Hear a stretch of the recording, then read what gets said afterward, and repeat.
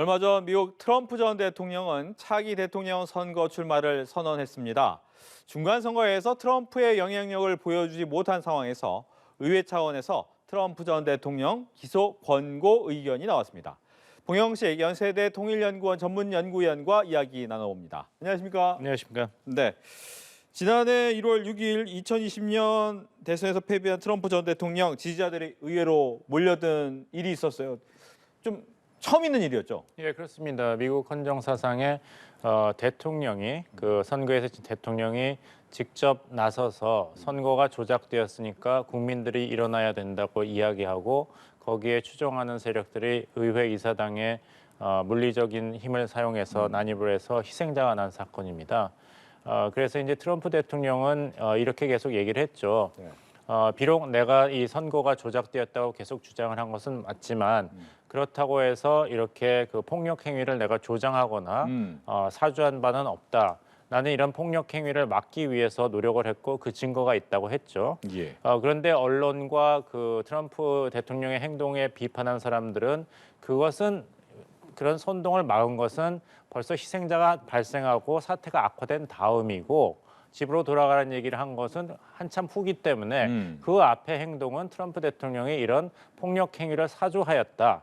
그래서 이것은 범죄 행위이기 때문에 처벌이 필요하다. 이렇게 주장을 해왔고 예. 이번에 하원 특위의 결론은 이 비판론자 그리고 트럼프 대통령에 대해서 사법적인 행위가 필요하다고 이야기한 사람들의 손을 들어주는 방향으로 결론을 냈습니다. 예. 그 유명한 단어가 뭐냐면은 그 보고서에서 트럼프 한 사람이 없었으면 이런 참사가 일어나지 않았다. 그 말을 뒤집으면 트럼프라는 개인이 직접 사주를 하고 선동을 했다. 책임이 있다는 결론입니다. 그렇군요.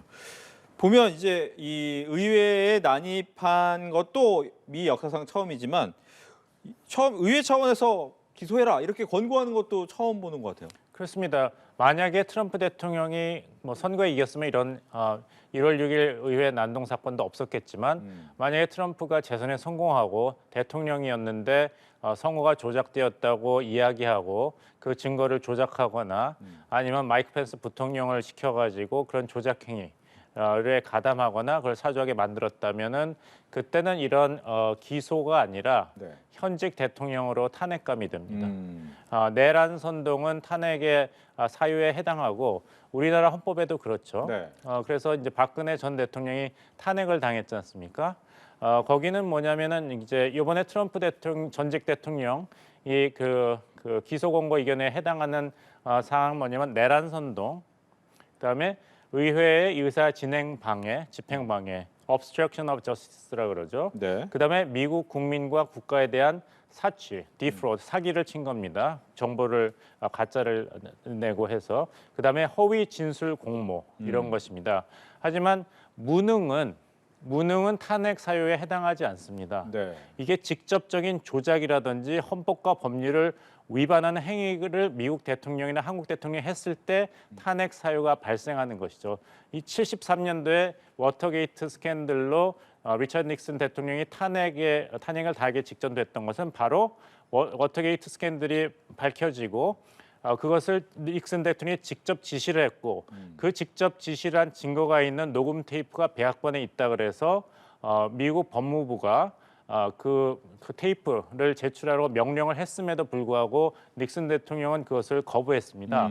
그래서 그 특검을 그냥 사직을 시켜버리고 네. 특검을 사직시키는 것을 반대하는 법무장관은 스스로 또 사직을 하고 그래서 이게 토요일 밤에 학살이라고 부르죠. 그런 식으로 법 집행을 막았기 때문에 닉슨 대통령이 탄핵의 길로 들어간 것이고 마찬가지로 기억하시겠습니다마는 2017년 3월 10일에 헌법재판소 판결문을 보면은 박근혜 대통령을 파면하는 이유는 뭐냐면은 박근혜 대통령이 이제 세월호 침몰 사건 등에서 대통령으로서 헌법상의 직책을 성실히 수행할 의무를 실패했기 때문에 탄핵하는 것은 아니다.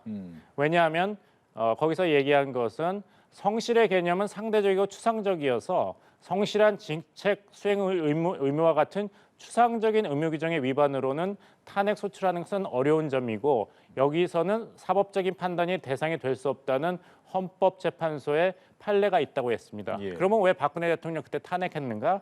바로 이 obstruction of justice, 법 집행을 방해했기 때문입니다. 검찰 조사에 응한다 그랬는데 검찰 조사에 응하지 않았고 또 그 최서인 씨의 국정 개입 사실을 철저히 숨겼고 오히려 이걸 조장했기 때문에 법을 어겨가면서 그래서 이런 헌법 수호의 의무를 구체적으로 위반했기 때문에 결국 피청구인 박근혜의 미현 미법 행위는 국민의 신임을 배반한 것으로서 헌법 수호의 관점에서 용납될 수 없는 중대한 법 위의 행위라고 보아야 합니다. 그래서 피청구인을 파면함으로써 얻는 헌법 수호의 이익이 압도적으로 크다고 할 것입니다. 이에 재판관 전원의 일치된 의견으로 주문을 선고합니다. 주문, 피청구인 대통령 박근혜를 파면한다. 이렇게 했죠. 그러니까 트럼프 대통령이 만약 재선에 성공했으면은 그리고 이런 식으로 증거가 다 이유가 있다고 밝혀졌다면은 탄핵이 됐을 것입니다. 근데 전직 대통령이기 때문에 이제 형사상 소추의 길로 들어가고 있습니다. 예. 그렇다면 처벌 가능성이 있습니까? 트럼프 대통령? 특검에서 이제 기소를 하고 이제 재판이 있겠죠. 그 재판에서 유죄 판결을 받는다면 처벌을 받겠죠. 근데 문제는 이제 이렇게 뭐 하원 특위 결정도 있고 뭐 또 여러 가지 압박도 법적인 압박도 오게 될 텐데 트럼프 전 대통령 굉장히 이제 어떻게 보면 독창적인 방식으로 움직여 나왔던 사람이잖아요. 어떻게 대응할까요? 나는 희생자다 이런 카드를 계속 쓰겠죠. 이것은 모두 조작된 것이다. 왜냐? 내가 대통령 후보로서 가장 유망하기 때문에 벌써 이런 견제와 올가미가 들어오는 것이다. 이렇게 계속 프레임을 제시할 것입니다. 트럼프 캠페인 팀에서는 벌써 이제 공식 입장을 내놓았는데요. 네. 이거는 캥거루 재판이다, 가짜 재판이다 이렇게 얘기했어요. 결론이 벌써 잡혀 있는. 그래서 이것은 내가 미국 민주주의를 모독한 게 아니라 이 캥거루 재판이 미국 민주주의를 모독하는 행위이기 때문에 당장 멈춰야 된다고 얘기하겠습니다. 아, 이미 프레임 자체를 바꿔서 시작을 한 것으로 볼 수밖에 없는데 보니까 이제 중간 선거에서 트럼프 역할이 크지 않았잖아요. 굉장히 실망스러웠죠. 네. 이제 트럼프 대통령이 꼭 집어서 이제 지지했던 후보자들 대부분이 낙선을 했습니다. 특히 조지아주의 상원의원 선거도 졌기 때문에 애시당초 예상은 이번 중간 선거는 민주당 바이든 행정부의 대패가 될 것이다. 적어도 하원과 같은 경우는 공화당이 그 50석 이상의 차이를 가지는 압도적인 그 승리로 다수당이 될 것이라고 했는데 다수당이 되긴 했지만 그 차이가 10석밖에 되지 않았습니다. 그리고 상원 선거는 오히려 민주당이 한 석을 더 얻었기 때문에 민주당 측으로서는 역사상 가장 훌륭한 승리 중에 하나로 기록될 그런 굉장히 결과가 만족스러운 중간 선거였죠. 그래서 트럼프랑 같이 동맹을 맺으면은 선거에서 이기고 정치적으로 유망하다는 그런 공식이 깨졌습니다. 오히려 트럼프와 거리두기를 공화당 정치인들이 시작하고 있는데 이것이 보이는 게 뭐냐면 이번에 하원 특위 부위원장이 리즈 체니였는데 체니 전직 부통령의 딸입니다. 그러니까 공화당 내부에서도 트럼프 지지자층이 계속 줄어들고 있고 소위 정통 공화당 측의 목소리가 점점 높아지고 있는 것이 보이고 있습니다. 예. 근데 이렇게 생각할 수 있을 것 같아요. 그러니까 트럼프 대통령 같은 경우에는 나 원래 정치인들한테는 인기 별로 없어. 나를 좋아하는 백인의 어떻게 보면 중산층 백인의 지지는 확고해 이렇게 생각할 수도 있을 거 아닙니까? 네, 그렇죠. 그걸로 그 지난번에 막강한 민주당 대선 후보인 힐러리 클린턴 후보를 이겼지 않습니까? 특히 그 러스트 벨트라고 하는 중공업 노동자들이 집중돼 있는 경합주에서 이겼기 때문에 승리를 했는데 만약에 그 트럼프 카드가 계속 유효하다면 이번 11월 중간 선거에서 그 러스트 벨트 정합주에서 공화당이 약진을 했어야지 맞죠. 하지만 펜실베니아 주에서도 졌고 그 위스콘신, 미시건에서도 결과 좋지 않았습니다. 그래서 그 당시로는 효과적인 카드였지만 트럼프가 이야기하는 위대한 미국 재건이라든지 말씀하신 대로 그 전통적인 지지층, 백인 남성 유권자층을 공략하는 전략이 예전만큼은 효과가 없다는 것. 효과가 있더라도 트럼프라는 정치인에 대해서 전통적인 공화당 지지층이 예전만큼은 신뢰를 보이지 않고 있다는 것이 이번에 명확하게 드러났습니다. 네. 그렇다면 이제 미국 시민들의 생각도 궁금할 것 같은데 얼마 전에 보니까 현직 대통령도 나오지 말고 트럼프 전 대통령도 나오지 마라 이런 분위기 좀 많다고 하더라고요. 근데 저도 그걸 보면서 많이 웃었는데요. 네. 그거는 꼭 미국뿐만 아니라 우리나라를 포함해서 모든 나라가 그렇지 않겠습니까? 어떻게 본다면 그러니까 좀 두고 봐야 될 것 같고 하지만 조 바이든 대통령은 이제 건강에 대한 우려도 있었고 이 인플레이션이라든지 코로나 방역 문제 때문에 굉장히 정책의 위기가 있다 이러는 전망이 중간 선거 전까지는 강하게 제기가 되었는데요. 네. 중간 선거에서 워낙 예상을 뒤엎고 민주당이 선전을 했기 때문에 바이든 대통령이 주장하는 이 정치 아젠다들이 미국 국민들의 지지를 받고 있다는 것이 명확해졌습니다. 그래서 이제 바이든 대통령 쪽으로 새 몰림 현상이 일어나고 있기 때문에 네. 적어도 민주당 측에서는 지금 조 바이든 대통령이 재선 출마를 선언할 것이고 그쪽으로 굳어질 것이 확실시 되고 있습니다. 트럼프 대통령도 재선에 실패했지만 사실 미국 대통령 선거 역사상 두 번째로 많은 득표를 했습니다. 그 정도로 현직 대통령의 프리미엄이란 것은 미국 대통령 선거에서 굉장히 막강합니다. 그렇죠. 트럼프 대통령이 진 것은 미국 대선 역사상 두 번째로 많은 득표를 했지만 하필이면은 조 바이든 경쟁자가 미국 대통령 선거 역사상 가장 많은 득표를 했습니다. 그다음에 선거인단 득표수를 따져서 바이든 대통령이 후보가 이겼기 때문에 아깝게 재선에 실패한 것이지 이런 것을 본다면은 조 바이든 대통령이 만약에 건강에 큰 무슨 빨간불만 있지 않는다면은 재선 가도에 굉장히 유망한 상황이다 이렇게 말씀드리겠습니다. 말씀하신 것처럼 이제 재선이 보통은 되는 경우가 많기 때문에 공화당 입장에서는 트럼프 그러면 말고 다른 카드를 준비해야 됩니까? 그러니까 이제 트럼프와 조 바이든 이미지와는 상반된 공화당 후보를 내세워야지 오히려 더 승리할 가능성이 높겠죠. 네. 그렇다면은 지금 가장 유망한 공화당의 총애를 받는 주목을 받는 후보자라면은 아무래도 플로리다 주지사 재선에 네. 압도적으로 성공을 한 론 디산티스 주지사를 주목해야 될 것입니다. 굉장히 젊은. 젊고 패기 있고 네. 소위 공화당의 바락 오바마라는 이야기를 하고 있고 또 라티노 유권자들의 표심을 사로잡을 수 있고 플로리다가 선거인단 수가 미국 선거주 중에서 세 번째로 많습니다.